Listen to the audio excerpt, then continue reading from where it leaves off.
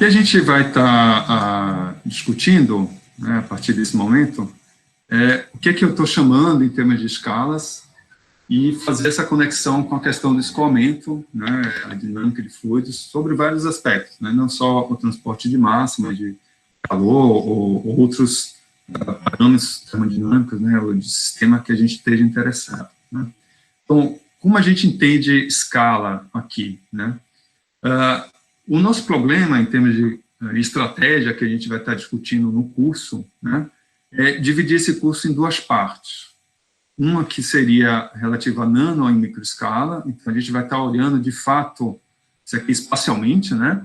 A gente vai estar olhando, de fato, para uma entidade que são os átomos e moléculas, bem como, né, quais as maneiras da gente poder estar extraindo informações desses sistemas, em termos do transporte, né, das propriedades químicas, né, e de que tal forma isso acabe conversando, né, com a mesoescala, né, que seria, aí você pensando, por exemplo, ou em meios porosos, né, e de alguma forma poder aplicar para diferentes sistemas. E no outro aspecto, né, a segunda parte do curso, é a gente sair dessa mesoescala e conversar com o macro. Né? Então, o macro é que entenda situações onde a gente vai poder aplicar o contínuo. Né? Então, note que a gente vai ter pelo menos 20 ordens de magnitude aí para estar tentando estar abordando, né, os nossos problemas. Isso é um desafio, né, porque para cada uma dessas escalas você vai ter efeitos de sistemas bem definidos, né, e a ideia aqui é tentar, né, de uma forma bastante ampla, né, estar navegando por essas escalas e entendendo quais são as metodologias mais apropriadas, né, para estar descrevendo e como também fazer a ponte entre elas. Né. Bom, eu vou trazer um caso, que é o caso da indústria de petróleo e gás, né, e exatamente ela acaba... O problema na indústria de petróleo e gás, você vai olhar essas escalas sobre várias, melhor, esse problema de escoamento, né, sobre diferentes escalas, né, desde o hidrocarboneto, que é o que você está querendo, né, ele interagindo com poros, né, ou sistemas da ordem de bactérias, né, que você teria em reservatórios, ao mesmo tempo, né, essa interação com o teu meio poroso, né, e em termos de profundidade que você acaba tendo que explorar, e a quantidade, né, o tamanho de todas as tubulações que você teria na Terra, a gente está cobrindo fácil todas essas escalas. Né? Então, a pergunta aqui é como, de fato, né, essa contribuição na escala, que é a maneira mais fundamental de você estar descrevendo esses sistemas, ela vai estar sendo importante para escalas maiores. Então, como eu havia comentado, né, boa parte do olhar, do ponto de vista na engenharia, ela começa por aqui, né, e agora eu vou estar introduzindo para vocês, a partir de um olhar, usando a nanoescala, né, e tentando fazer essa ponte. Acho que foi a Jéssica que tinha comentado, né, na questão das tubulações eólicas, e a gente pode, você vai ver que, de fato, você pode fazer sempre uma conversa, né, de tentar olhar, né, em alguns pontos, se vai ser importante ou não, isso é uma outra questão a ser respondida, mas, de qualquer forma, a gente pode estar trazendo, né, um viés, um olhar mais do ponto de vista atomístico. Né? E aqui vem um outro ponto importante, que são as condições de operação. Né? Então, nesse caso aqui em particular, a gente vai estar tratando, vou pegar de novo um caso da indústria do petróleo, e você pode ter situações das mais diversas possíveis, né? Seja em termos de profundidades, as temperaturas típicas daqueles fenômenos, as pressões onde aquilo vai estar acontecendo, né? Mudanças de pH durante o processo, né? Então, como está, de alguma forma, usando e aplicando, né? E, de fato, descrevendo esse tipo de situação para o fenômeno que a gente está interessado, né?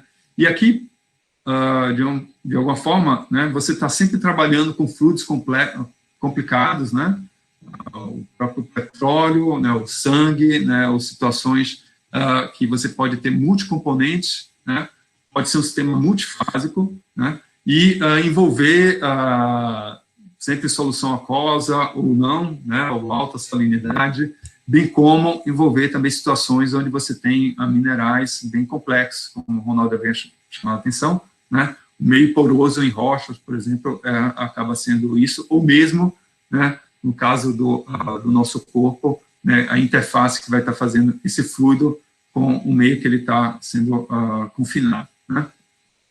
E o tipo de situações, né, então, se você pensar em termos de poros, esses poros, eles podem ter diferentes escalas, né, em termos de tamanho, e a gente vai ter que, de fato, estar cobrindo tudo isso, né. Então, eu vou, hoje, mostrar um caso onde a gente usa essas metodologias em multiscala para atacar um problema que é um problema real, né, e uma das estratégias é exatamente entender melhor essa dinâmica para poder propor soluções e melhorar, por exemplo, o deslocamento de um determinado fluido naquele sistema, né. Então, esse é um pouco do espírito, né, e você vê que é bastante desafiador, né, no sentido de você estar tratando de condições complexas, né, e a gente vai estar tentando trazer tudo isso para essas metodologias, né.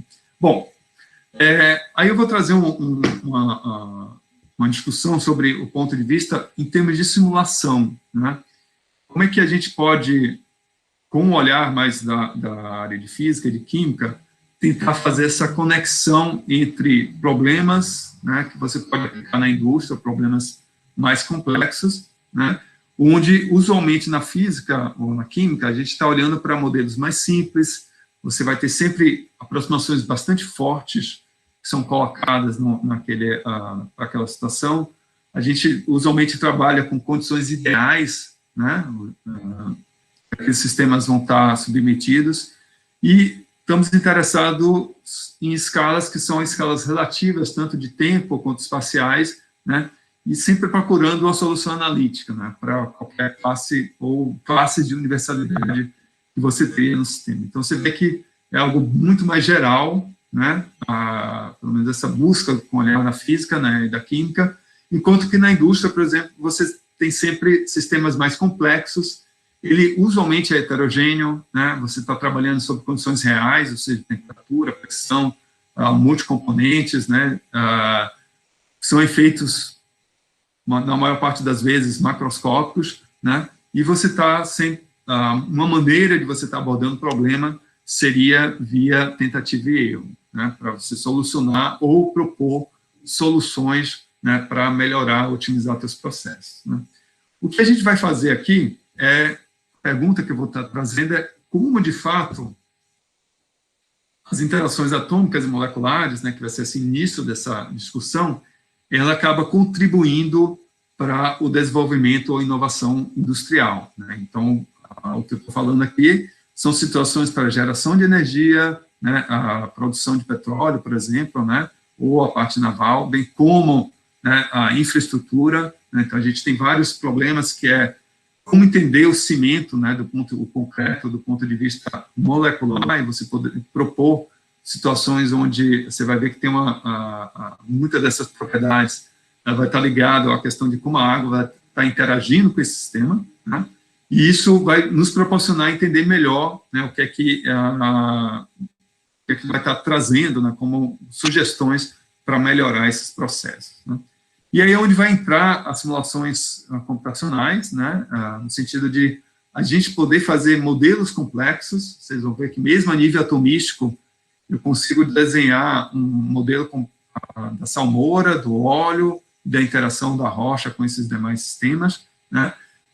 A gente pode ter uma aproximação controlada, no sentido de você sabe exatamente quais modelos você está introduzindo no sistema, né. Nós vamos estar trabalhando com condições reais, idênticas àquela que você tem nos sistemas na indústria ou nos fenômenos que a gente vai estar interessados, altas temperaturas, pressões, diferentes composições, multicomponentes, né? Só que a gente vai estar trazendo um olhar mais microscópico, né? Então, a ideia aqui é tentar correlacionar, né, esse olhar microscópico com propriedades macroscópicas. Então, eu vou precisar justificar para vocês como, de fato, né, através das interações, das simulações de átomos e moléculas, né, desse ponto de vista discreto, a gente pode carregar para o sistema de nosso interesse. Então, aqui são soluções baseadas no conhecimento adquirido, né, da qual a gente vai poder propor, né, novas maneiras de processos, né, e entender os mecanismos, né, que esse é um ponto importante, né, que muitas das vezes, né, a gente vai estar procurando para situações onde, de fato, o contínuo acaba falhando, né, a teoria do contínuo, os métodos que a gente usa no contínuo, eles falham, né, e vai ser necessário repensar como tentar fazer a ponte, né, entre essas várias escalas e reconciliar, né, esses processos.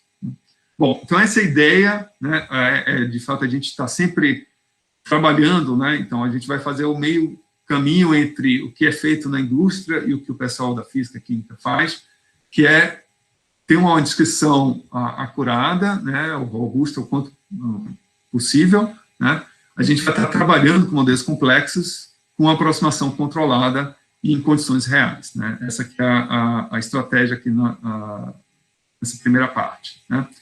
E para isso você tem uma série de métodos, né, e situações onde a gente vai ter que estar olhando, né. Então, por isso que a nossa entidade aqui vai ser uma questão mais de um olhar em termos dos materiais, né, onde eu posso sair tanto da química computacional, os chamados cálculos de primeiros princípios, que a gente vai ter uma descrição da mecânica quântica, né, então esse aqui não é tanto o escopo desse curso, mas eu vou mostrar um caso para vocês apenas, né, e uma vez que você conhece a interação entre átomos e moléculas, a gente pode agora fazer, né, uma simulação computacional de materiais, né, envolvendo uma parte atomística, né, que é o que a gente vai discutir nessa primeira etapa, indo para a parte da mesoscala, né, e finalmente chegando ao final do curso na mecânica computacional ou do macro, né. Então, nós que a gente vai estar abordando várias escalas de comprimento, e um dos nossos desafios vai ser exatamente, não só a parte das escalas de comprimentos espaciais, mas também a escala temporal, né? E como processos que aqui ocorrem em nanosegundos, né, você pode estar jogando e explorando em escalas bem maiores, né? Então, acho que eu voltaria a reforçar o que eu havia comentado no início, né? Então, o foco do curso vai ser mais em termos das técnicas, né, do que, de fato, você está implementando essas técnicas numericamente. Isso aí foge do nosso escopo, mesmo porque, né, alguns dessas iniciativas, né, são iniciativas que demoram, para você criar um código de primeiros princípios, quase e robusto e útil, você está falando de uma década, né, de tentar desenvolver e de uma forma que ele seja competitivo e possa ser utilizado da melhor forma possível. Então, a gente vai olhar sempre num caráter desde elétrons, átomos, para uma descrição na mesoscala, para finalmente poder acoplar na descrição em macroescala, né? E aqui vale a pena essa setinha, né? Quando a gente acaba indo nessa direção, né, você tem uma maior acurácia na descrição quântica, né, em termos das interações. Entretanto, vários dos fenômenos que você está interessado, particularmente na indústria, você precisaria de ter uma predição mais quantitativa, né? Então, ela estaria muito longe do que seria uma conversa com um projeto de engenharia, por exemplo. E, ao mesmo tempo, né, se você quer entender os mecanismos, né, no nível mais fundamental, você, de fato, precisaria estar descendo a escala, né, para poder acessar essas interações, esses mecanismos de uma maneira mais direta, né? Então, essa aqui vai ser uma das motivações por que ter esse olhar em múltiplas escalas, né? Uma é para tentar entender os mecanismos e os processos, e a outra é, uma vez que você tem essa informação, você, de fato, poder fazer algo que possa ser interessante na escala que é usual nas engenharias, né? Então, a proposta da disciplina é tentar fazer essa conversa em termos de metodologias. E a gente vai caminhar, de fato, nessas várias escalas aqui, né? Obviamente, o maior foco, né, na parte de nano, meso e macro. Tá? Bom, e para isso, acho que o desafio vai ser tanto a parte espacial, né, que parece natural a gente pensar, Mas também, talvez o maior desafio do ponto de vista computacional é como acoplar as escalas temporais, né? E como processos que estão acontecendo na escala nanométrica, né? Nanométrica, entenda como nanosegundos ou picosegundos, né? Ela vai acabar influenciando situações, né, que você vai ter da ordem de segundos, minutos ou de anos, né? Então, toda essa diversidade em termos de metodologias é o que a gente vai tentar abordar, né, de uma maneira que possa dar esse olhar, né, em multiscala. Então, vai ser, de fato, um desafio, né, como fazer as pontes, né, bem como, no caso da parte temporal, né, quais são as metodologias e o que você teria, de fato, disponível hoje para poder estar fazendo essa exploração, né? Bom, então eu vou começar com a discussão sobre a parte de nanofluídica, né, que é a motivação para a gente poder estar iniciando, né, de, afinal de contas, é interessante começar com algo que talvez não seja de domínio de todo mundo, né, e é onde as coisas acabam não funcionando da maior parte das vezes, né, e por isso você precisa ter um olhar mais direto, né, sobre algumas das escalas, né.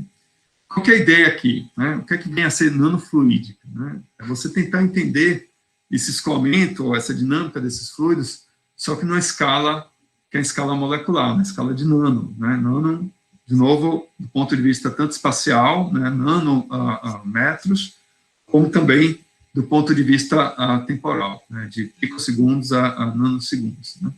E a motivação por trás dessa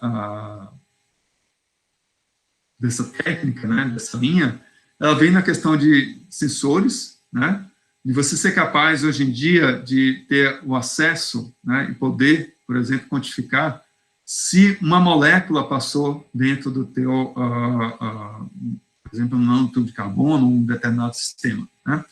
Então, isso aqui seria a condutância em função do tempo. Se você coloca um determinado tipo de molécula, né, você tem uma mudança no sinal. Então, é uma maneira de você fazer um sensor, né, identificar esse tipo de sistema.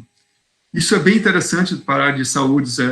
A gente tem uns casos, né, para você poder, por exemplo, fazer um monitoramento, né, da glicose no sangue e várias outras situações, que a vantagem aqui é você ter um menor volume, né, você tem uma maior assertividade em relação à identificação, e algo que é impressionante, né? Se você pensar até uma década atrás, você conseguir identificar molécula a molécula que está passando dentro da tua estrutura, isso era algo que soava ficção científica, né? E hoje em dia a gente já tem esse tipo de sistema, né?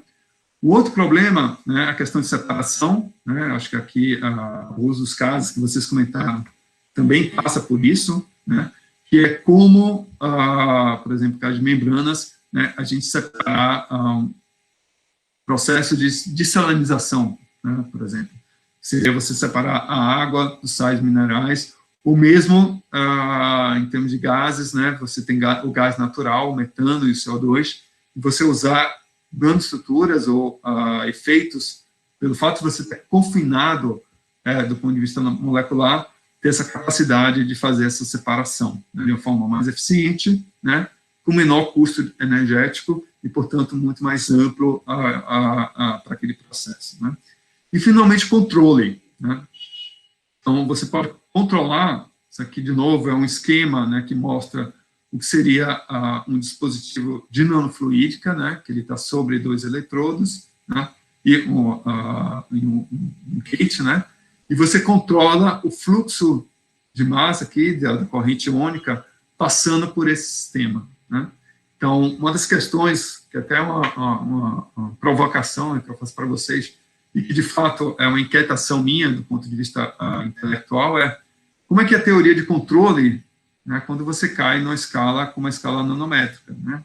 Então, como é que você vai controlar os teus fluidos, né, da mesma maneira que você tem na mecânica de fluidos, que é gerida, né, ou descrita pela teoria do contínuo, Né? Isso é uma questão que a gente vai estar se colocando. Né? Bom, uma das aplicações que eu trago, né, é uma aplicação que a gente também desenvolve no grupo, né, mas que é bem interessante de uma forma bem mais geral para trazer a complexidade toda que você teria, que é você criar chips onde você poderia ter seu meio poroso, poderia ser uma rocha ou uma matriz rochosa, né, e você pode estar tanto injetando água ou um sistema multicomponente como o petróleo, né. Então, aqui é emular situações que você teria em larga escala, né, até o eu tinha comentado sobre a questão do factoring, né, então, como, de fato, entender melhor esses processos, e para isso você precisa entender, ter uma análise mais direta sobre os fluidos que você está tratando, né, seja para um processo de análise ou de separação, né, aplicações da indústria química, por exemplo, né, você tem uma melhor maneira de estar medindo, né, essas propriedades desses fluidos e fazendo essa análise desses fluidos, né, bem como entendendo, né, os processos que estão acontecendo, né, em reservatórios. Né. Por exemplo, tanto sair desde a escala molecular e chegar em situações de quilômetros. Né. Então, acho que talvez esse é o caso mais, um dos casos mais amplos, né, que a gente possa imaginar, e, de fato, essa visão em multiscala ela pode trazer informações interessantes. Né. A vantagem de você pensar em termos de nanofluídica, né, é o fato de você estar sempre usando o menor volume de reagentes, né, o mínimo possível, o custo é bem menor, né, porque você pode fazer em série vários sistemas e fazer muitos testes, né, e você tem uma maneira muito mais controlada de escrever, né, e colocar as condições do teu ambiente, né, então você pode ter, para manter a temperatura nesse sistema é muito mais fácil, manter pressão, né, ter um controle de quais fluidos você está colocando, você pode fazer um design de tal forma que você está replicando a mesma matriz sólida, né, então você consegue varrer sobre diferentes tipos de fluidos, né, em diferentes situações, né, soluções. Então, dessa forma, você tem uma maneira muito mais rica, né, barata e um custo-benefício muito mais efetivo, né, para a exploração e entendimento desses processos. Né. Então, a ideia aqui é ir tentar diminuir, né, em termos de escala, primeiro para ter essa melhor exploração dos sistemas que a gente vai estar interessados, e agora a pergunta é como, de fato, está descrevendo nesse sistema. Né? E aí um ponto importante, que aí vai entrar, já começar, né, com a provocação em termos do que é que acontece com o nosso fluido, né?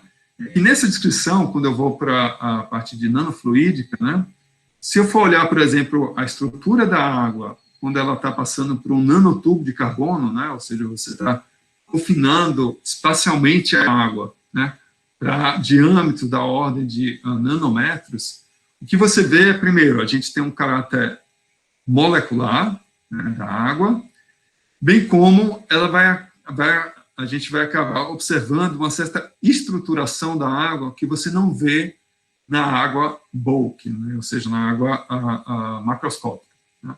Então, dessa forma, mesmo em condições ambiente,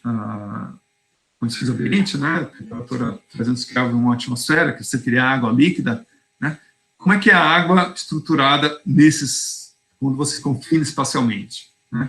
Então, muita coisa diferente acontece, né, e por isso a gente vai precisar ter um olhar mais do ponto de vista molecular, né. Bom, além disso, algo importante que vai estar acontecendo é o efeito, né, quando você tem o teu fluido, né, interagindo com o seu nanoporo agora, né, é que essa superfície ela vai acabar tendo um papel muito importante na estruturação do sistema, bem como, né, no próprio entendimento de como ela que vai controlar a boa parte do sistema. Algo que, por exemplo, na tubulação macroscópica isso não acontece. Né? Então, rapidamente, né, a gente já não sente o efeito da superfície ou dessa interface com esse material. E agora, eu acho que talvez a parte mais interessante é que o diagrama de fases muda completamente, ou pode mudar, né, completamente, quando você vai para a escala, você confina espacialmente, né? Então, antes, aqui a pressão ou densidade em função da temperatura, né? Aqui seria a fase bulk daquele sistema. Quando você confina espacialmente, esse ponto de fusão, por exemplo, né? Ou o caminho entre que divide a fase sólida da fase líquida, ela muda, né? Então, as condições termodinâmicas que a gente conhece para a fase macroscópica, né, a fase bulk, ela muda quando você acaba confinando espacialmente, né? E com isso, tudo que a gente conhece, né, em termos das tabelas, do diagrama de fases, ele já não funciona mais, e, portanto, tem todo aí um território, né, novo a ser explorado, que é o que acontece quando eu tenho um determinado fluido, né, ele é confinado espacialmente, o que muda no nosso diagrama de fases, né? Será que eu vou ver uma separação entre, se eu tenho fluidos multicomponentes, né? Será que isso vai induzir uma separação? Será que vai melhorar a solubilidade daqueles fluidos? Então, tudo isso é uma coisa nova, que a gente, essencialmente, pouco conhece, né? Tem toda uma área de um campo, né, de pesquisa a ser explorado, onde a gente vai estar usando essas técnicas. Então, note que a gente ainda está pensando em escoamento, né? Só que agora é um escoamento que ele é completamente diferente do que a gente conhece em mecânica de fluidos, né?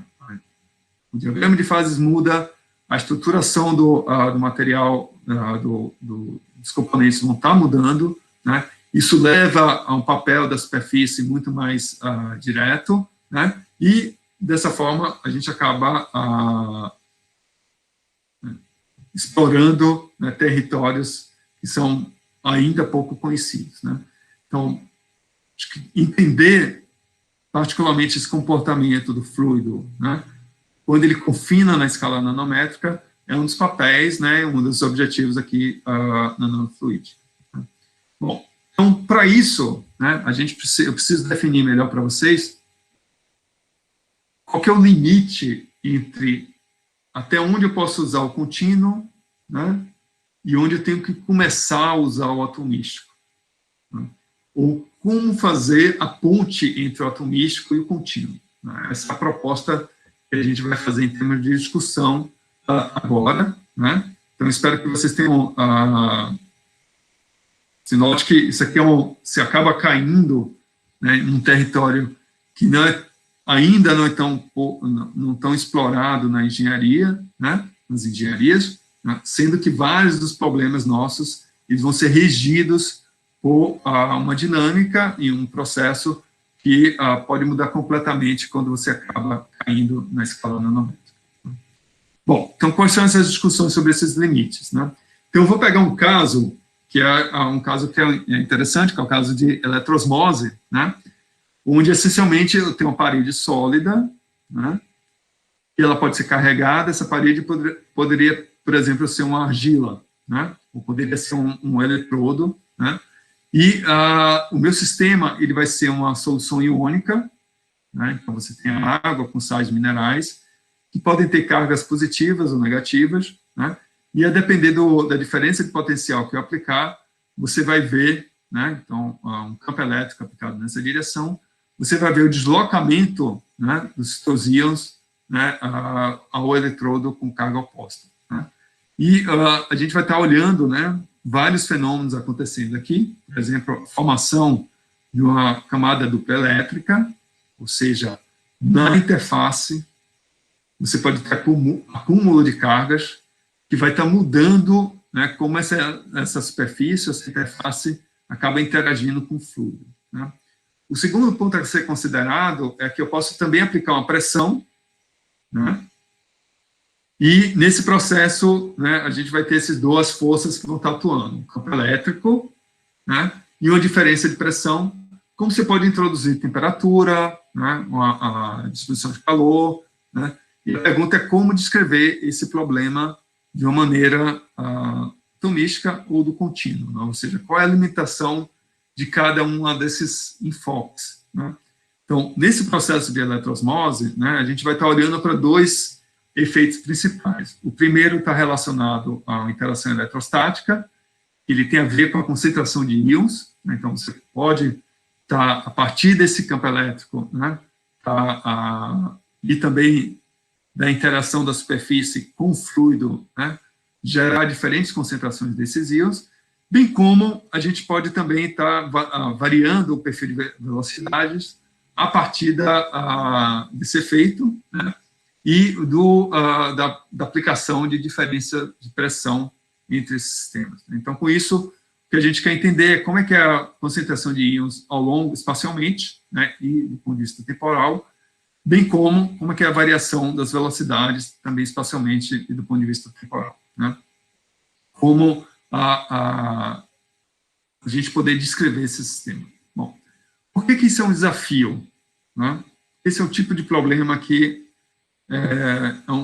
é de fato um problema para ambas as situações, né? Se eu for tentar descrever esse sistema na nanoescala, por que na nanoescala? Porque eu vou estar interessado exatamente em situações onde, na nanofluídica, né, esse comprimento ele é da ordem de nanômetros, né? Então, portanto, eu posso fazer uma descrição usando dinâmica molecular, eu já vou comentar sobre o que a gente vai estar fazendo, né, que essencialmente é resolver as equações de Newton, né, ou uma descrição do tipo de Lagrange, e eu vou, a partir de um potencial interatômico, conhecendo as interações entre átomos e moléculas, né, eu vou estar podendo descrever o que é que está acontecendo com o meu sistema. A questão é que a dinâmica molecular, ela usualmente está limitada a situações de 10 nanômetros para baixo, né, porque com mais de 10 nanômetros, o teu sistema se torna relativamente grande, então o número de átomos, só para vocês terem ideia, quando a gente fala de 10 nanômetros, né, significa que eu estou falando de 400 mil átomos, né, a 1 milhão de átomos. Então, computacionalmente, isso pode ser muito pesado, né? Se eu for ter um outro olhar, que é usando a teoria do contínuo, né, então a gente está tratando de sistemas que, na melhor ponto de limites, né, de tamanho, o mais acurado possível, a gente chegaria da ordem de micrômetro, né? E para essa descrição a gente precisaria fazer uma descrição eletrostática via a posição Boltzmann, eu vou comentar sobre ela, né? E uma resolução das equações da hidrodinâmica, né, via Navier-Stokes, por exemplo, né? E a gente cai num limbo de uma situação que é exatamente a situação que é de interesse para a nanofluídica, que são sistemas da ordem acima de 10 nanômetros, né, e abaixo de 1 micrômetro, né?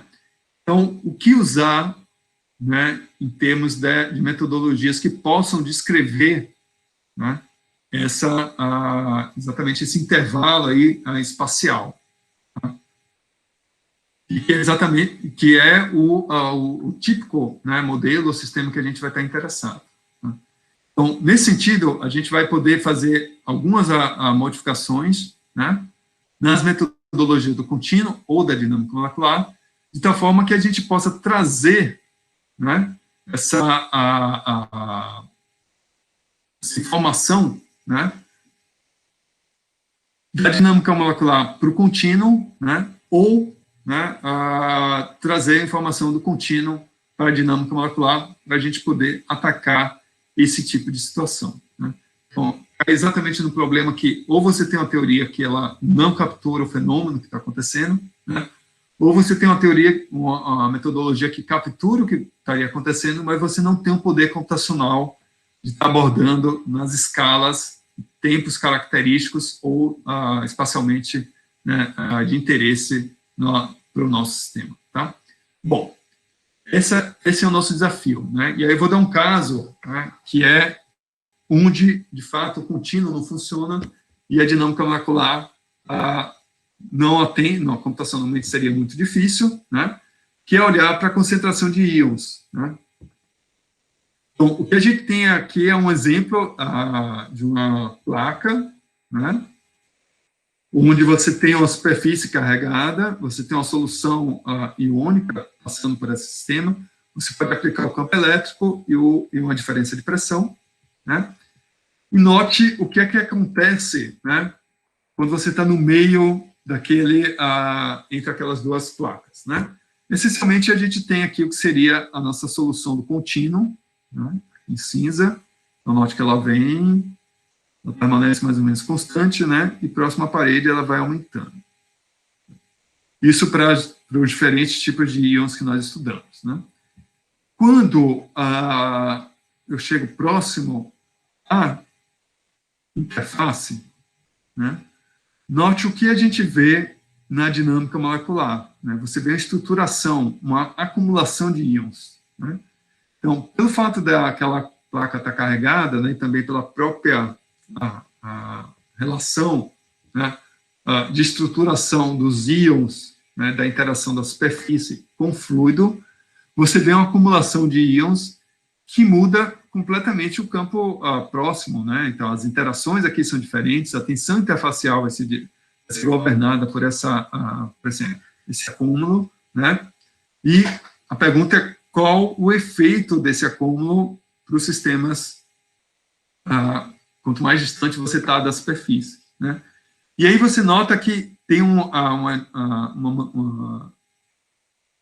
problema na descrição do contínuo, que no caso do contínuo, né, você não observa essa acumulação, né? A própria teoria do contínuo não inclui, né, diretamente essa acumulação, ou seja, a sua descrição próximo àquelas paredes, né, elas não estão corretas. E aí, se você está pensando em nanofluídica, da qual a superfície é quem controla boa parte dessas interações, é exatamente a situação onde o contínuo falha, né? Se eu for olhar para as velocidades, é a mesma coisa. Então, se eu estiver próximo ao meio do meu sistema, né, tanto a descrição via Navier-Stokes quanto a dinâmica molecular, elas acabam caindo na mesma solução, né? Entretanto, quando eu estou próximo à parede da minha superfície, né, você vai ver um maior acúmulo daqueles íons, então vai estar mudando a velocidade aqui do sistema, e aquele comportamento parabólico que a gente conhece, né, da teoria do contínuo, ela falha, né? E vai ser exatamente essa diferença que vai estar controlando, né, a nossa descrição do escoamento, né, quando a gente estiver aplicando um campo elétrico ou um gradiente de fluxo, de pressão, né. Para a dinâmica molecular, né, você consegue estar fazendo essa descrição a nível da nanoscala, só que o custo computacional é relativamente alto quando você tem espessuras maiores que 10 nanômetros, né? E o tempo de simulação necessário para a gente fazer essa simulação também é bem mais caro, né? Entretanto, no caso do contínuo, você acaba negligenciando esses efeitos de superfície, que são quem domina, né, boa parte das interações, e por conta de você não estar incluindo, né, a interação atômica, aí, né, as interações atômicas e moleculares, isso acaba afetando mesmo o perfil de velocidade, uma variação em termos do que a gente conhece do comportamento parabólico. Isso leva a uma mudança de como a viscosidade está variando espacialmente, né? Ou seja, você fazer uma descrição do contínuo, né, via modelo, via esse modelo, né, ele acaba não capturando boa parte do fenômeno que está por trás e que rege, né, essa dinâmica desse escoamento, tá? Então, aqui é exatamente a situação, típica situação que a gente vai estar procurando olhar, né, que é quando o contínuo falha e quando a dinâmica molecular não resolve. Então, é onde entra o nosso papel de estar pensando alternativas para poder estar fazendo esse acoplamento de escalas, né? E aí vem, isso aqui é uma ilustração que vem no review, que eu vou deixar disponível para vocês, que é quem são os atores que acabam, de alguma forma, participando, né, dessa descrição em nanofluídica, né? Se você for pensar em milifluídica, ou seja, uma descrição do contínuo, né, que aí você tem os efeitos de rotação, tem a física clássica, né, que estaria sendo descrita aqui, né, onde, de fato, a gente, quando irmos para a nanofluídica, né, você vai ter um monte de outras interações que é quem vai, de fato, estar governando, né, boa parte da descrição, né? seja o comprimento típico de Debye, seja as ligações de Van der Waals, né, um raio crítico, da qual você pode fazer a descrição molecular, né, sem precisar a descrição do contínuo, né, a própria dinâmica em si do sistema. Então, a pergunta é quais são as escalas características, né, da qual a gente vai estar interessado, que é de 1 a 100 nanômetros, e como que essas interações acabam interferindo, né, nas nossas discussões, né. E a pergunta, de fato, que a gente vai estar também se colocando é qual seria a possibilidade da gente poder combinar metodologias que, de alguma forma, funcionam para cada uma dessas escalas, mas que elas não descrevem completamente todas as escalas, né? E quais os novos efeitos físicos que vão estar aparecendo, mudança do diagrama de fases, né, que vai levar a uma mudança da difusão, vai levar a uma mudança de descrição, né, do sistema, né, bem como as condições, né, que nós teríamos para fazer aquela descrição, né. Então, nesse caso aqui em particular, né, mais para o final do curso, a gente vai voltar a ter esse olhar da metodologia do contínuo, né, a partir da solução das equações de Navier-Stokes, né, e nessa primeira parte a gente vai usar uma metodologia que não leva em conta essa descrição do contínuo, mas você precisa ter um aspecto molecular daquele sistema, né, e ele vai ser importante para poder descrever uma série de situações, né. Vai ser uma descrição onde a gente não vai levar o fluido é contínuo, né, ou seja, ele vai ser discreto, né, formado por átomos e moléculas, explicitamente a gente vai colocar isso. Ele vai ser, boa parte dos fenômenos vai estar sendo dominado pela superfície, né, ou seja, essa interação dessa superfície, ela acaba sendo importante para a gente poder fazer essa proposição, né. A gente vai estar tratando o número de reinos relativamente baixo, né, e aqui você tem uma riqueza em termos de física, vários fenômenos vão estar acontecendo simultaneamente, né, bem como em escalas diferentes, seja espacialmente, seja temporalmente, né. Então, o nosso problema e aí, de fato, eu quero convencê-los, né, que o que nós conhecemos de mecânica de fluidos não funciona aqui, né, e para isso a gente vai ter que construir uma estrutura, né, para poder estar descrevendo esses fenômenos, né, e a maneira como a gente, uma das maneiras que a gente vai estar fazendo é a partir desse enfoque molecular, né, e depois recuperar essa discussão, né, fazendo a ponte com métodos em multiscala, de tal modo que eu possa usar a informação na escala molecular e levar até uma descrição do contínuo, né. Então, essa é a proposta aqui dessa primeira parte, né. Então, para isso eu vou comentar sobre quais estratégias a gente teria em multiscala, e ao longo do curso vamos estar apresentando os vários métodos, né, bem como também como fazer a ponte entre eles, né. Então, essa aqui é um pouco, né, a proposta da qual a gente vai estar querendo discutir aqui com vocês, né. Então, quem são esses enfoques em multiscala que a gente gostaria de estar aplicando, né? A primeira pergunta que você tem que se fazer, se você está desenvolvendo um projeto, né, é o que é essa modelagem multiscala, e acho que talvez a pergunta crucial é por que eu preciso dessa modelagem, né? Será que eu preciso dessa modelagem, né? Será que eu preciso, de fato, acessar escalas diferentes daquela na qual eu estou acostumado a estar abordando, né, onde, de fato, é imprescindível que você acabe mudando, né, ou acoplando diferentes escalas, né. Então, de uma forma bem pragmática, né, uma das justificativas é o fato de que vários fenômenos físico-químicos que a gente vai ter em materiais, ela vai acontecer em escalas diferentes, né. Então, mesmo vários casos que vocês acabaram comentando, né, os projetos dos quais vocês estão envolvidos, né, então a gente ouviu falar sobre nucleação em crescimento, que vai ter do ponto de vista temporal, né, uma escala temporal diferente, que seria um fluido no microreator, né, por exemplo, né, ou mesmo na interação quando você tem turbinas eólicas, né, ou na própria quebra, né, na fratura, né, de rochas a nível microscópico, né, e a propagação dessa fratura a nível macroscópico. Então, esses fenômenos vão estar acontecendo em diferentes escalas, né, e para você entender melhor eles, você precisa ter uma descrição mais acurada dessas escalas, né.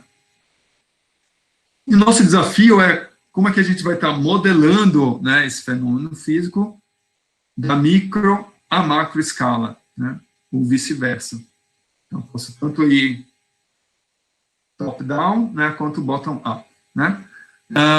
E para isso eu preciso identificar quais são as metodologias, as melhores metodologias mais apropriadas, né, para o fenômeno físico-químico, né, que é de meu interesse.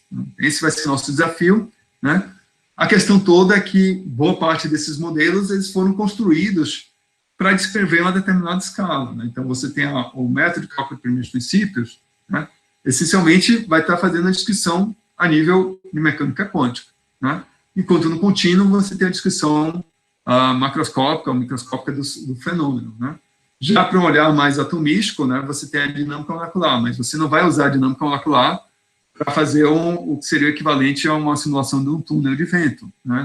Você não tem nem poder computacional para fazer esse tipo de enfoque, né. Então, nosso desafio é, de fato, como fazer essa conexão entre essas várias escalas, né, lembrando que quanto mais fina for a escala, vai ser aquela que vai estar governando os processos, que são vistas nas escalas maiores, né, e você pode também fazer o processo inverso, né. Então, muitos dos fenômenos que eu vou estar interessado em responder, dos problemas, ele vai estar acontecendo na macroescala, e aí eu poder voltar, né, entender os meus problemas da microescala e depois fazer esse retorno, né. Então, entender quem governa, né, quem são as forças e os mecanismos por trás de cada um desses processos. E como fazer esse acoplamento é algo que a gente vai estar tentando construir aqui com vocês, né, para aqueles problemas que vocês chamaram a atenção e que talvez a gente possa estar explorando aí ao longo do curso, né. Então, o que eu estou chamando de modelagem multiscala, né, é a combinação de modelos de diferentes escalas. Porque parece óbvio, né, mas não é.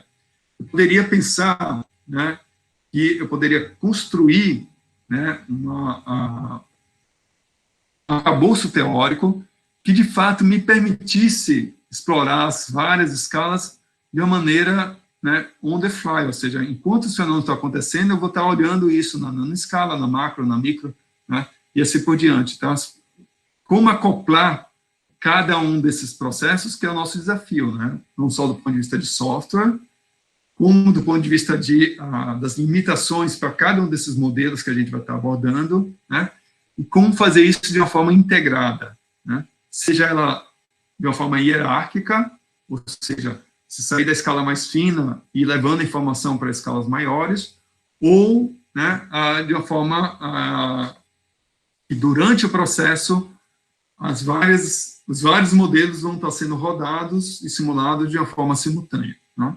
Então, você vê que tem várias estratégias aqui para a gente fazer essa ponte entre as várias escalas de nosso interesse, né?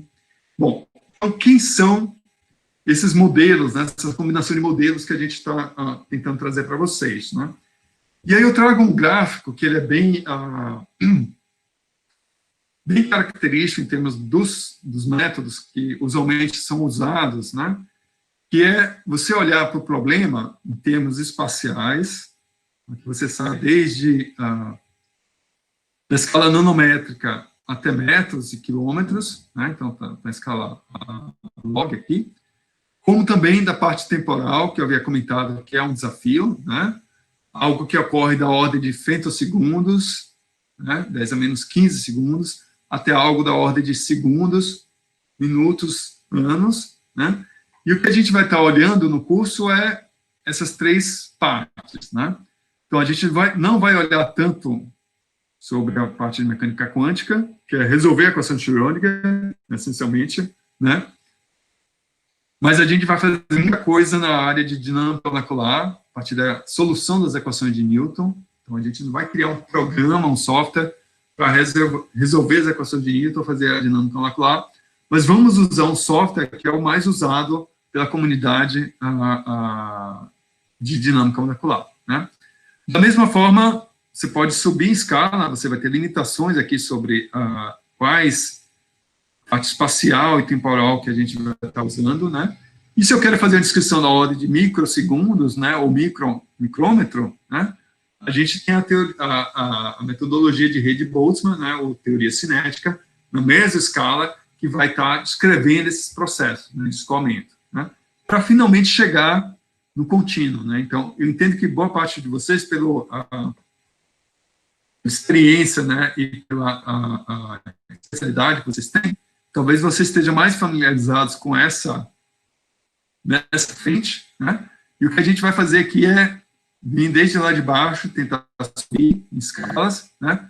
E chegar ao final do curso, de novo, vocês tentarem, reverem, né, essa metodologia, só que agora com um olhar, né, tentando olhar para baixo, né, tentando olhar para maneiras mais rigorosas, né, e você está descrevendo as interações entre átomos e moléculas. Então, isso aqui vai ser os modelos que a gente vai estar usando, né? E, para isso, a gente vai estar olhando para diferentes elementos, né? Seja em comprimento espacial ou temporal, onde eu posso fazer a descrição desde elétrons, atomístico, né, a partir de segmentos, né, ou mesmo a partir de uma malha, né?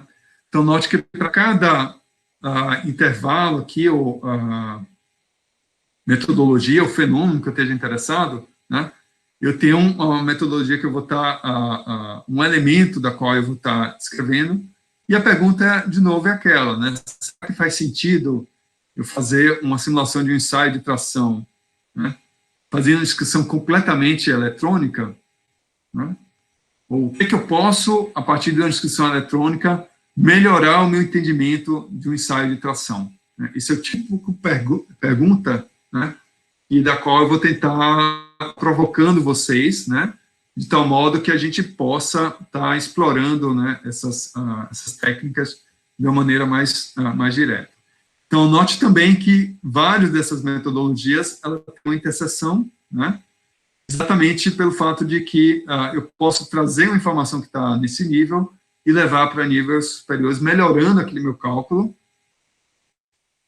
como também eu posso trazer, né, essas informações em escalas maiores e trazendo para baixo, né, ou seja, tornando ela mais acurada e mais, tanto quantitativa quanto qualitativa, né. Então, essa vai ser uma etapa, né, a qual a gente vai caminhar ao longo do semestre. Esse enfoque em multiscala ela vai acontecer, seja de uma forma hierárquica, como está aqui, como também eu posso pegar simplesmente um resultado de mecânica quântica e diretamente colocar em elementos finitos, né? Então, acho que essa é a proposta, né, por trás dessas metodologias, tá? Bom, o que a gente vai fazer de fato, né? Então, vou apresentar aqui de uma maneira bem... essa primeira fase do curso, que vai envolver a nano e a mesoscala, quem são os métodos por trás desse sistema. Depois a gente vai olhar esses métodos de uma maneira muito mais aprofundada, né, que eu vou estar apresentando a eles, né, para vocês, mas já dá para vocês terem uma noção de como essas escalas vão acabar se conversando, né. Então, de novo, acho que essa visão em multiscala, né, que você tem a escala temporal e a escala espacial, sobre diferentes ordens de grandeza, né, e a gente vai ter um olhar, se eu for nessa direção, né, eu vou ter um olhar mais do comportamento macroscópico do meu sistema, né, e se eu for nessa direção, eu vou ter um olhar mais atomístico do sistema. Então, eu começo essa discussão, né, sempre com os cálculos de primeiros princípios, né. Então, o cálculo de primeiros princípios, talvez para vocês, alguns de vocês, seja a primeira vez que vocês estão ouvindo sobre esses cálculos, eles essencialmente são cálculos onde você usa a mecânica quântica, ou seja, você tenta entender e simular a estrutura eletrônica desses sistemas, né? Essas propriedades, tanto eletrônicas, estruturais e energéticas, a gente consegue obter propriedades estruturais, energéticas e eletrônicas do sistema, né? Bem como, né, você pode obter informações sobre como são os caminhos de difusão, né? Quais são os mecanismos de reação que você teria no sistema. Então, aqui você vê a reação química acontecendo, né? Algo que no modelo cinético, por exemplo, você assume, né, barreiras de energia, você assume alguns efeitos. Aqui você vê essa reação química acontecendo, né? E a descrição, tanto do ponto de vista de estrutura, de energia e do ponto de vista eletrônico, né? Qual é a grande vantagem do cálculo de primeiros princípios, né? É que a única informação que você inclui quando você vai iniciar o teu cálculo, né, seria quantos átomos você tem, né, quem são esses átomos, ou seja, a composição do seu sistema, e quantos elétrons tem aquele sistema. Né? Só isso. Ou seja, você não está colocando nenhuma informação experimental a priori. Né? Se você quer saber qual é a estrutura mais estável, o cálculo de primeiros princípios vai te fornecer essa informação. Né? Porque você vai poder comparar as energias totais em cada um daqueles sistemas e obter quem seria a informação, qual seria a estrutura que tem a menor energia, né? Sem incluir nenhuma informação experimental a priori. Isso é essencial. O problema todo, né, você pode fazer isso a partir de uma teoria que é chamada de teoria funcional da densidade. Note que ele tem o mesmo nome que o pessoal da engenharia química também usa, né? Aqui não é a teoria da funcionalidade da engenharia química, né? Do pessoal da física e da química, onde a gente vai usar os teoremas de Ron-Heber-Kohn e Kohn-Sham, né? Para resolver a equação de Schrödinger. Para quem nunca viu a equação de Schrödinger, essa aqui é a maneira mais simples de você estar apresentando ela, né? Isso aqui é o Hamiltoniano, que você teria na equação, a função de onda, que é que a gente quer resolver, e a energia, o alto valor, né, dessa equação, que seria a energia total do meu sistema. Então, resolvendo a equação de Schrödinger, eu tenho acesso à energia total, né, e as funções de onda que compõem o sistema. Se eu conheço as funções de onda, eu sei onde está a densidade de carga, e, portanto, eu posso monitorar, né, se uma reação química está acontecendo. Você vai ver a quebra da ligação, você vai ver para onde os elétrons estão indo, qual que é a variação, né, em termos do processo em si, né?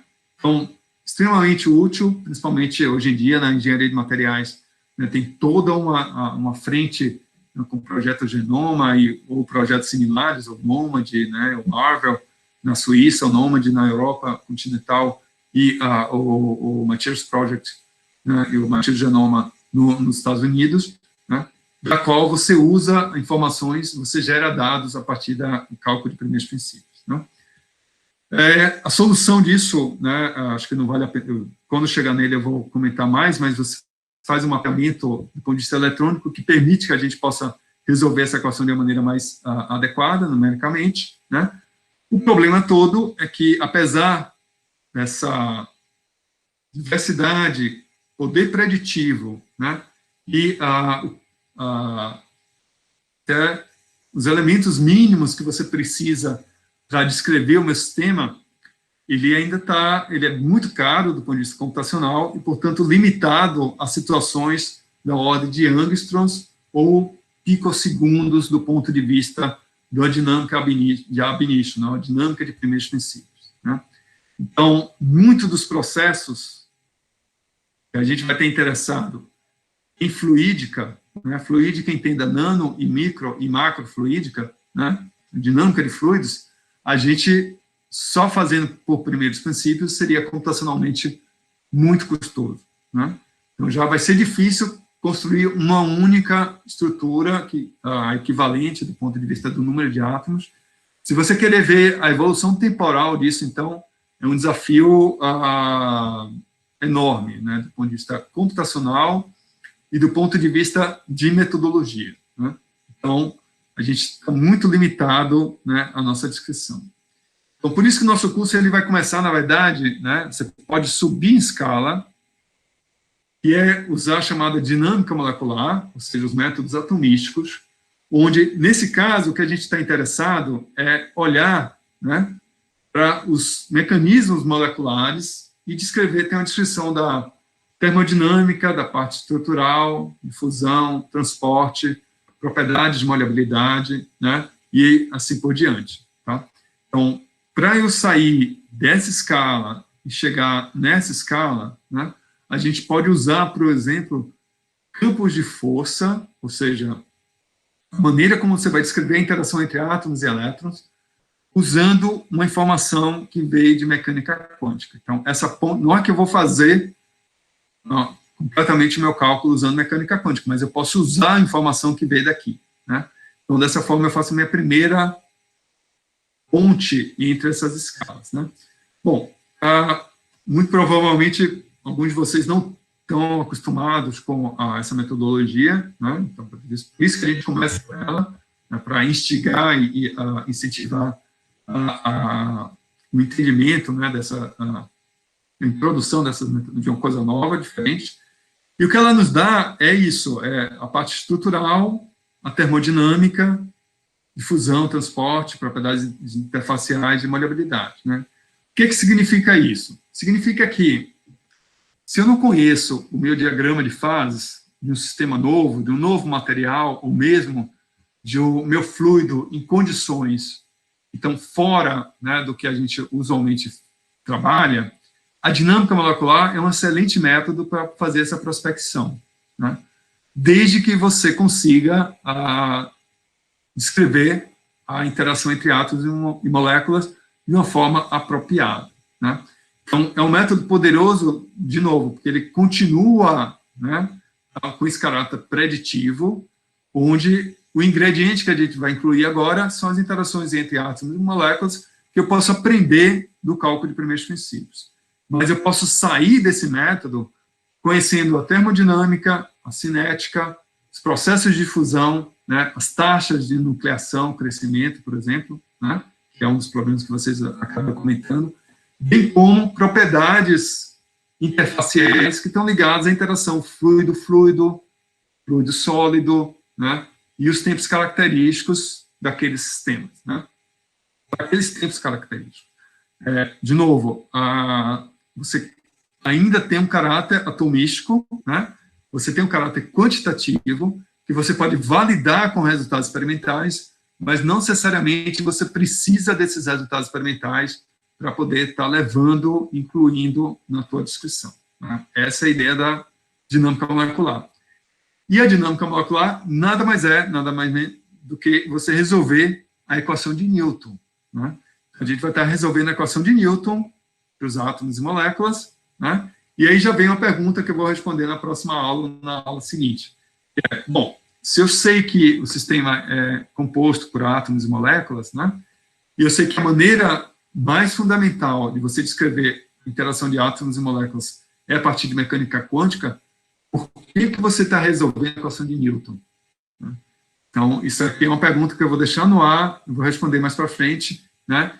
Que a gente precisa justificar, né, a motivação de se usar, e a justificativa, né, do ponto de vista teórico e estrutural, de por que usar a equação de Newton, né, como as nossas equações base para a dinâmica molecular. Né?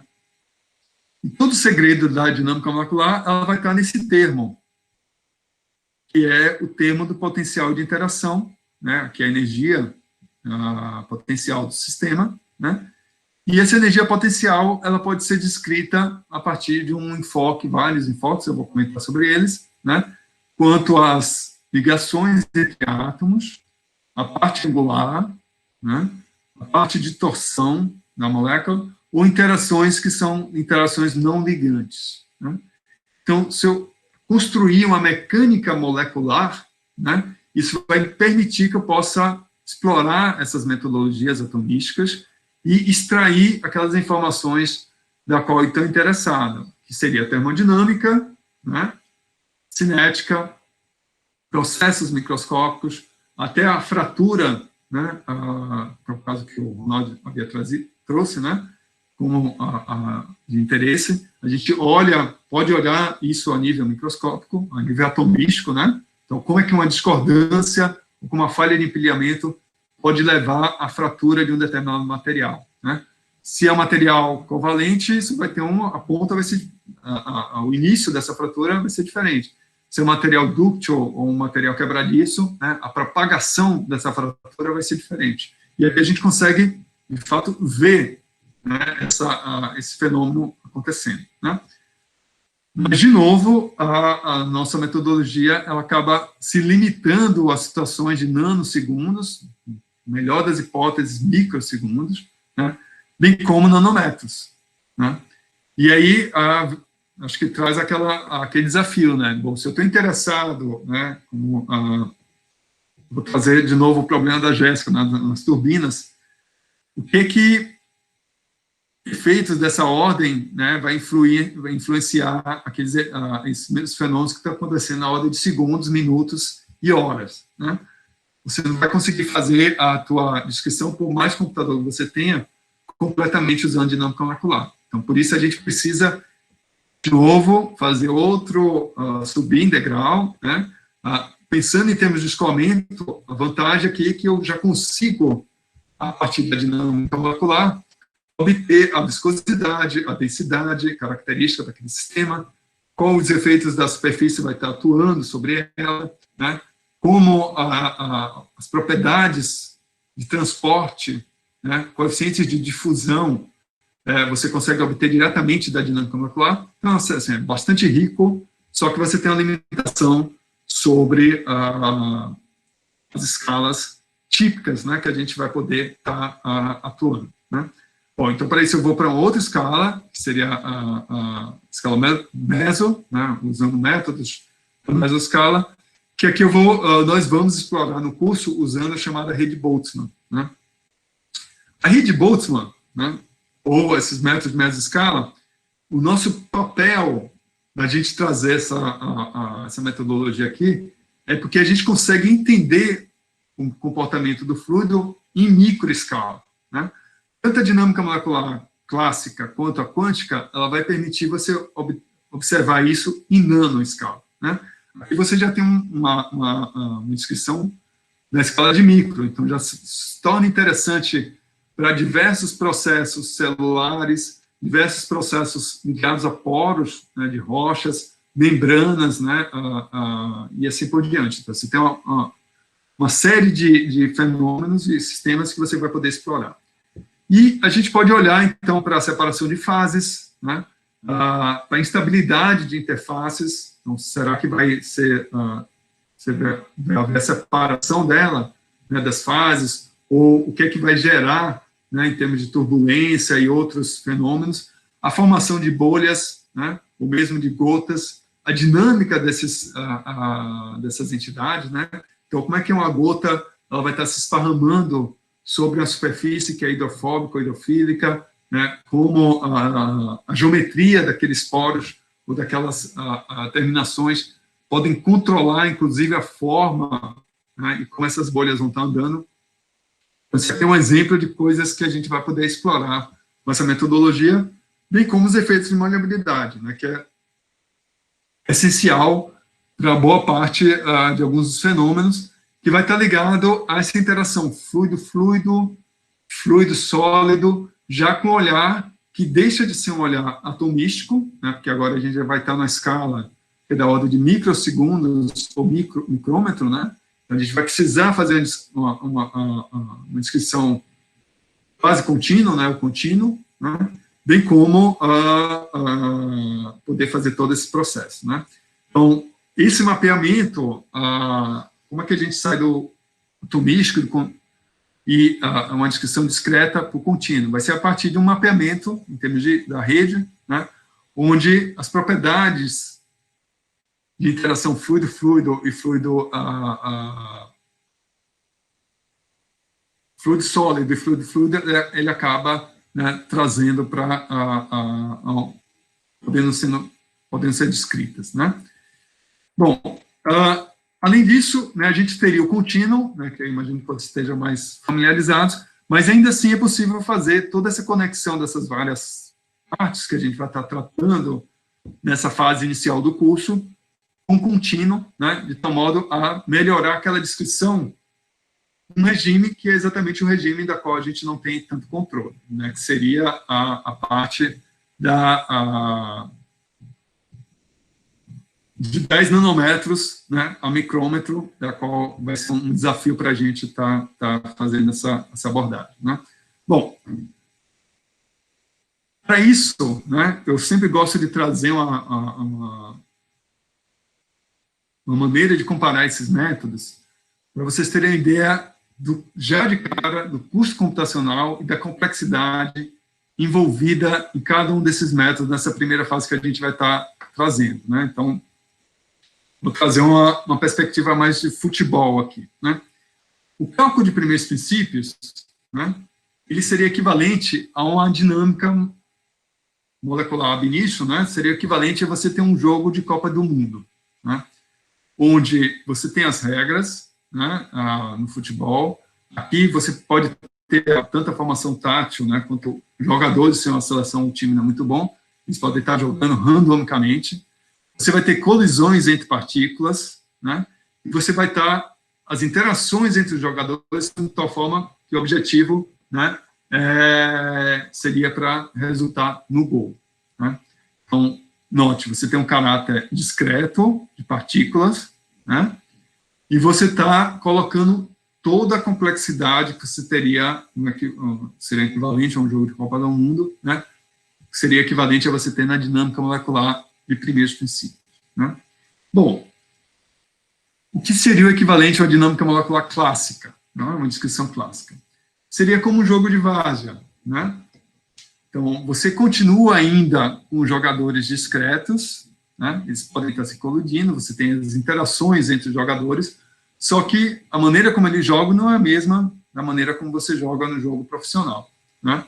Então, dessa forma, o que você captura é as mesmas regras, no caso aqui as interações, né, só que você mantém o caráter de partícula, né, e essas interações podem ser descritas no tempo, né?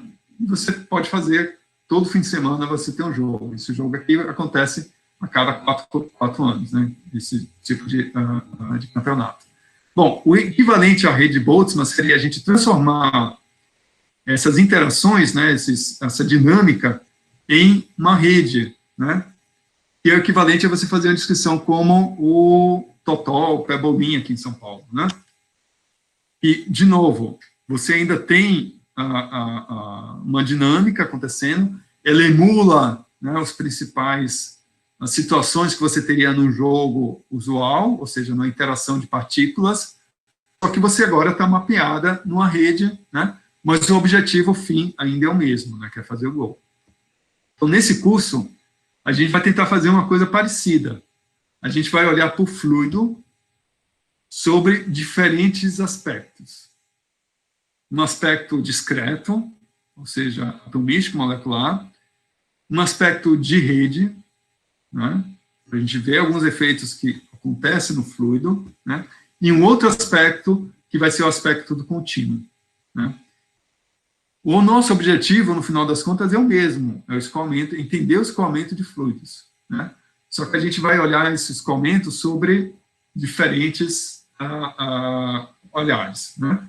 Para alguns fenômenos, a gente precisa, de fato, ir para uma descrição atomística, ou mesmo uma descrição eletrônica, como um cálculo de primeiros princípios.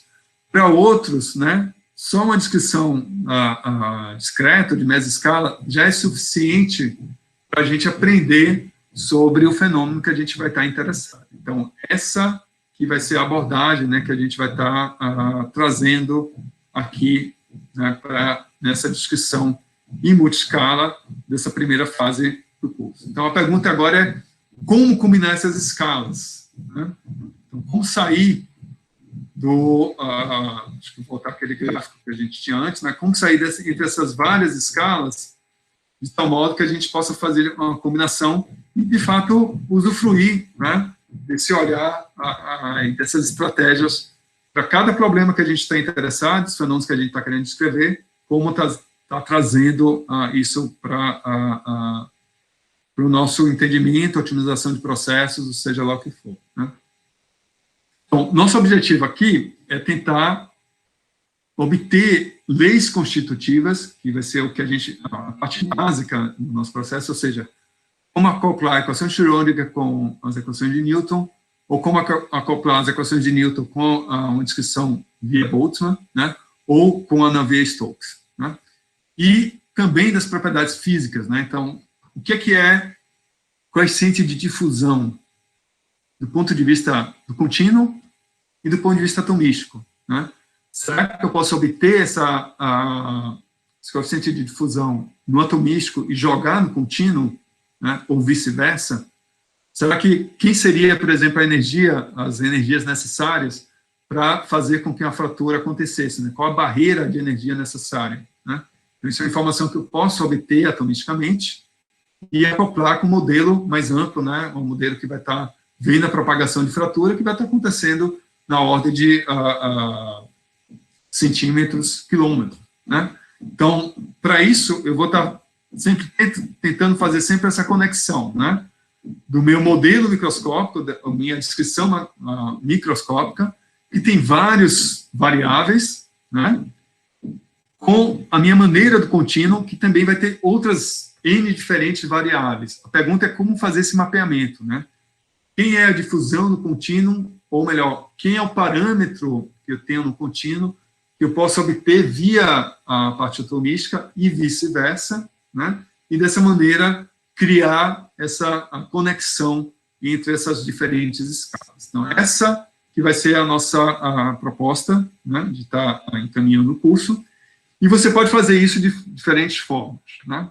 Então, a maneira que a gente vai estar abordando é a partir de você aumentando em termos de complexidade, né, ou melhor, o nível do qual você vai estar descrevendo, ele vai crescendo ao longo do tempo.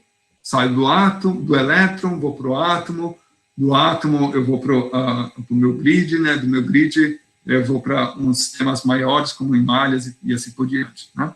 Então, dessa forma, você vai ganhando, né, em termos de escala, lembrando que, obviamente, né, para cada um desses níveis, você vai ter modelos que vão estar escrevendo essas diferentes situações, e a ideia é que a gente possa reproduzir, né, tão acurado quanto seja possível, o que você tem na escala anterior, né? Então, se eu tenho a dinâmica molecular de primeiros princípios, eu preciso descrever o mais acurado possível a minha dinâmica clássica, de modo a reproduzir aquela dinâmica. Se eu tenho a maleabilidade, né, o ângulo de contato entre diferentes fluidos e uma fase sólida, eu preciso, para descrever a rede Boltzmann, eu tenho que fazer de tal forma que respeite o que a gente sabe na dinâmica molecular, e assim por diante, né? E para isso você tem várias estratégias. Uma seria a partir da energia potencial, superfície de energia potencial do sistema, que é fazer com que as energias e forças sejam idênticas ou próximas, né, na descrição de escala entre diferentes escalas, seja do ponto de vista da estrutura, né, que seria explorar os tempos característicos ou as escalas espaciais características que você teria naquele sistema, né, bem como o ambiente, né? Então, se eu estou próximo a uma fratura, né, vou pegar o caso da fratura, como é que é o ambiente eletrostático ali, né? Como muda as propriedades elásticas, né, do meu sistema. Então, a minha propriedade elástica do contínuo, ela vai ter que respeitar a propriedade elástica que eu determino na dinâmica molecular, né? Então, esse acoplamento, ela vai estar acontecendo dessa forma, né? E o caso que vocês colocaram do fluido do sangue, né, em veias ou em artérias, poderia ser como é que é a interação fluido, né, aquelas várias componentes que vão formar o sangue, né, entre si, e deles com a parede, né, dos vasos sanguíneos. Então, essa descrição, ela pode ser via as energias e as forças, se você está querendo escrever. Então, o que vai acontecer é que, uma vez definido esse link, né, a gente vai construir um processo que vai permitir a gente ir tanto mais acurado, né, descendo em escala, quanto subindo, né, e mapear, assim, o nosso sistema de interesse, né, o sistema que a gente está interessado em estar investigando. Né. Bom, dessa forma, é a estratégia, né, da qual a gente vai estar usando como para fazer uma descrição em multiscala desses sistemas, né. Bom, então, como eu havia comentado, você tem várias maneiras de estar resolvendo em qual nível de acurácia ou de resolução você teria, seja energia, tempo ou comprimento, né, que é o que a gente vai precisar para estar abordando as nossas descrições, né. E aqui a gente tem várias estratégias que eu vou depois comentar de uma forma mais precisa, né. A primeira estratégia é chamada sequencial, ou seja, a gente vai ter modelos de simulação que ela vai estar acontecendo em diferentes escalas, vai ser tratada separadamente em diferentes escalas, e o que a gente vai fazer é trazer a informação de uma escala para outra, né, em diferentes níveis de resolução, né. Foi aquele processo que eu havia comentado para vocês, né, você sair da escala de mecânica quântica, né? Eu conheço o meu potencial de interação, pego esse potencial de interação, faço uma dinâmica molecular, com a dinâmica molecular eu obtenho a termodinâmica, obtenho a cinética, né? Obtenho alguns parâmetros de transporte. Com essas informações, eu vou levar para um cálculo da rede de Boltzmann, né, da qual eu vou ter acesso sobre como é que como é que a permeabilidade muda em função da porosidade, ou como a interação fluido-fluido, ou fluido-rocha, ou fluido-sólido, né, acaba governando aqueles processos, para finalmente, né, jogar na veia Stokes que eu vou precisar, por exemplo, a relação permeabilidade, porosidade, ou algo do tipo, né, ou o campo de velocidades que eu teria, né, naquele meu sistema. Então, ela é feita de forma sequencial. A gente sai de uma escala, traz essa informação de uma escala, leva para escalas mais acuradas, ou vice-versa, né? E vai construindo, então, o nosso processo em multiscala de uma forma sequencial. Esse tipo de situação ela já é madura, né? Então, porque cada uma daquelas metodologias já estão bem determinadas, já estão bem descritas, e o que a gente precisa fazer agora é, para cada um dos casos, fazer essa costura, né, entre essas escalas. A gente tem uma outra metodologia, outra estratégia de multiscala, que é chamada híbrida, né? Então, ela envolve você conectar, né, durante a mesma simulação, diferentes níveis de resolução que vão estar rodando simultaneamente, né? Então, vou pegar um caso, por exemplo, do emaranhamento, né, de proteínas, o enovelamento de proteínas, né? Então, no nível clássico, né, você vai estar vendo a proteína novelada, né, e vai ter um ponto na proteína que é, né, uma parte funcional, ou um grupo que vai estar contribuindo para disparar esse processo, e você pode rodar ele via mecânica quântica. Então, o mesmo cálculo está acontecendo, mecânica quântica e cálculo clássico, né?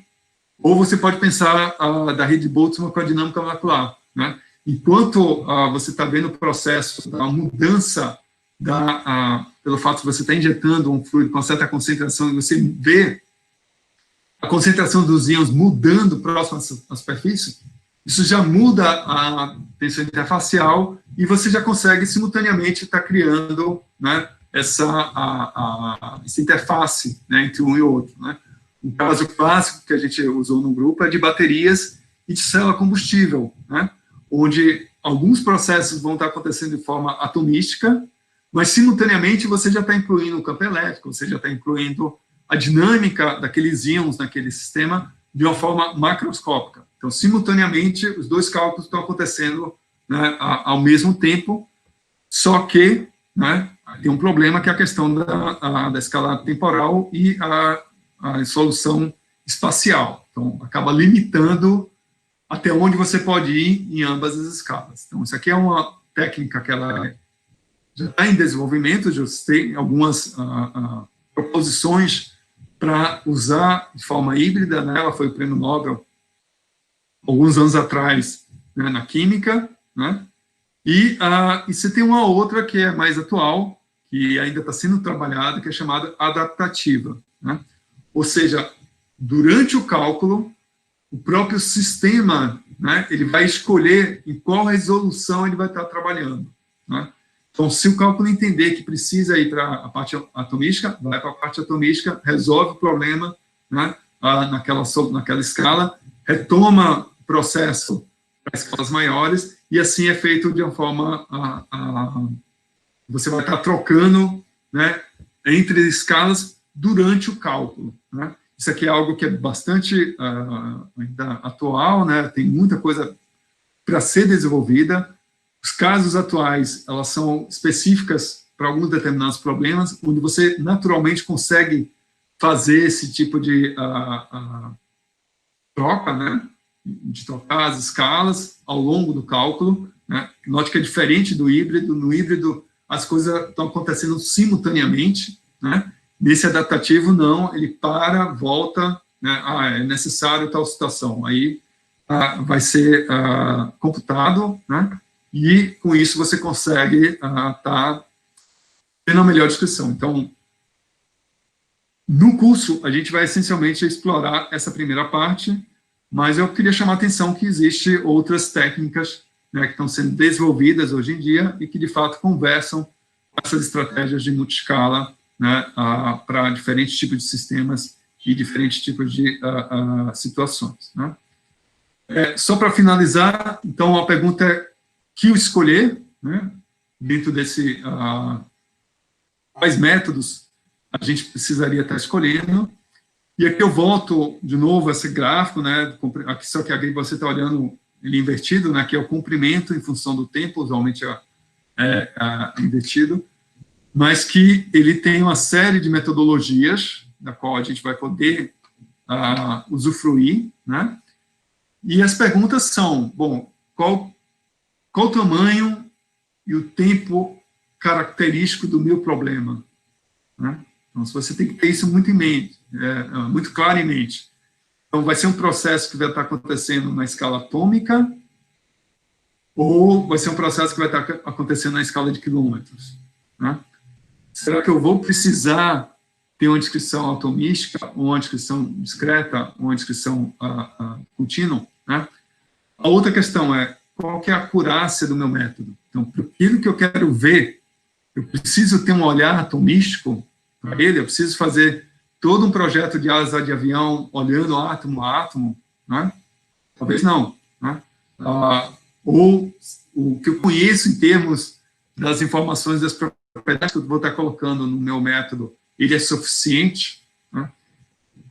Bom, qual que é a resolução que eu desejo, né? Ou seja, o que é que eu quero olhar? Eu quero olhar esse escoamento numa escala de nano ou na escala de micro, né? Ou a escala de nano já me atende ao que eu estou querendo olhando, né? Ou eu preciso ir para uma escala muito maior para poder ter essa discussão, essa descrição, né? E, finalmente, acho que uma parte bastante limitadora dos nossos, de quem é da área de simulação, que é a disponibilidade dos recursos computacionais, né? Então, muitos desses cálculos, eles podem estar limitados, hoje em dia, pelo poder computacional que nós temos. Obviamente, esse poder computacional, ele aumenta com o tempo, né? A tendência sempre está aumentando, a gente vai ter mudanças de paradigmas aí, né, esperado em função das técnicas de paralelismo, das novas arquiteturas de computadores, o mesmo computador quântico, né, quando estiver disponível. Então, você tem, né, você pode tornar o teu problema tão complexo quanto você queira, mas, obviamente, para o teu sistema e para o fenômeno, o problema que você quer estar abordando, né, ter uma noção do custo computacional, ele acaba sendo importante, né? Então, vocês vão ver que Quanto maior for a resolução, mais caro computacionalmente é, né?